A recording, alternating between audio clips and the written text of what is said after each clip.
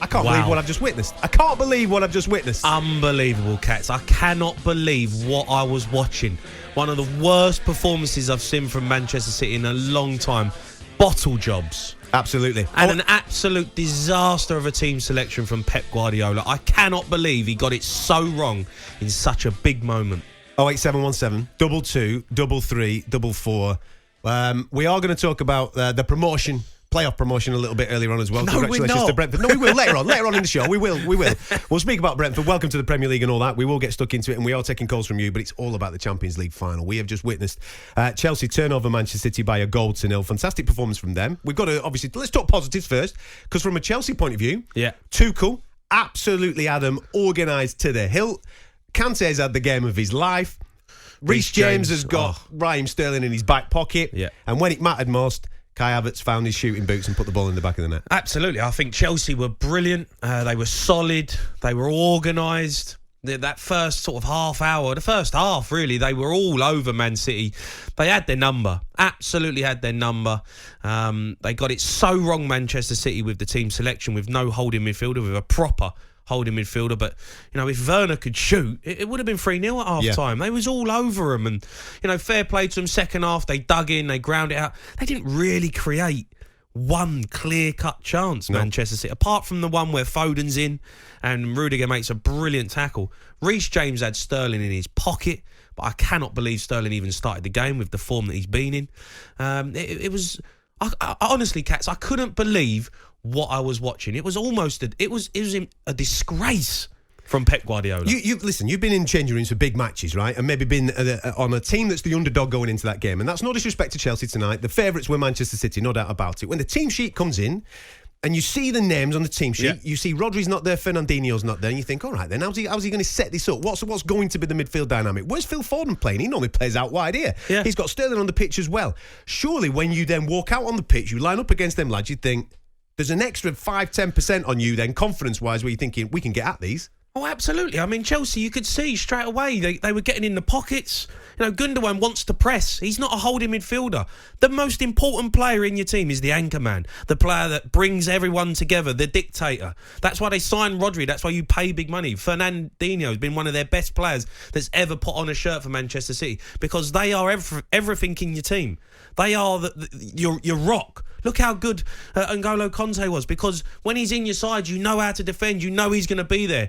You know as a midfielder, you can go and press. You know as a winger, you can go and press, because someone's going to be there to protect your back four. John Stones and Diaz had probably one of their worst games of the season. Mm-hmm. They had no protection. No one was there to protect them. And I can't believe Foden has been absolutely brilliant this season, playing on the left wing or the right wing. He plays him centre midfield. Yeah.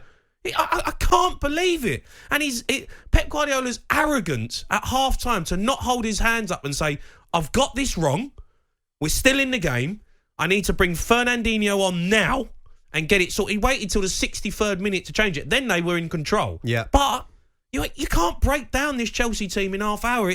You need a longer period of time. It was too little, too late. And Pep Guardiola should go in that dressing room and apologise to every single player in that dressing room, because he is the one that cost them the Champions League final. Why does he do this? He's got a track record for this. Listen, he's won everything in the game. There's no doubt about that. But he's not won this trophy for 10 years. 10 years. And in the biggest of games, the biggest of matches, all season they've been mustered.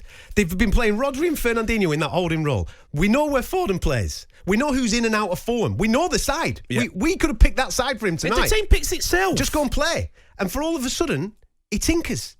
He overthinks it. Why does he do that? I don't know. I honestly don't know. He done it in the FA Cup where he changed the team. They should have won the FA Cup. Yeah. He done it last season in the Champions League. He got it wrong. They got knocked out.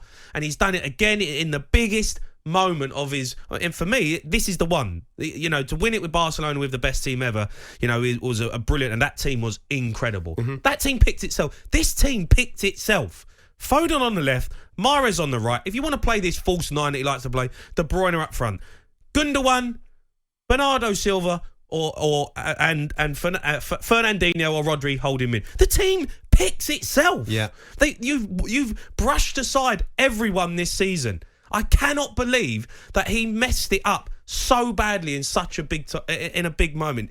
Incredible. 08717 22 3344. As you can imagine this evening, the phone lines are red hot. I've no doubt there's a few Chelsea fans that want to speak to us after a fantastic victory where you have lifted the Champions League for a second time. And there'll be a few Manchester City fans who didn't go out to Porto that want to talk to us as well. 08717 22 3344. We'll start with Alan, shall we? I think he's a City fan. Alan, welcome to the show. How are you?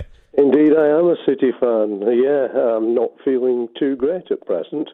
I'm what shall we say, delighted to hear all your introductory comments. It doesn't leave me anything to say, hardly. Well, yeah, I mean, look, the team selection, right? He got it wrong. I saw the team sheet and I thought, oh, for goodness sake, what's going on? We'll lose.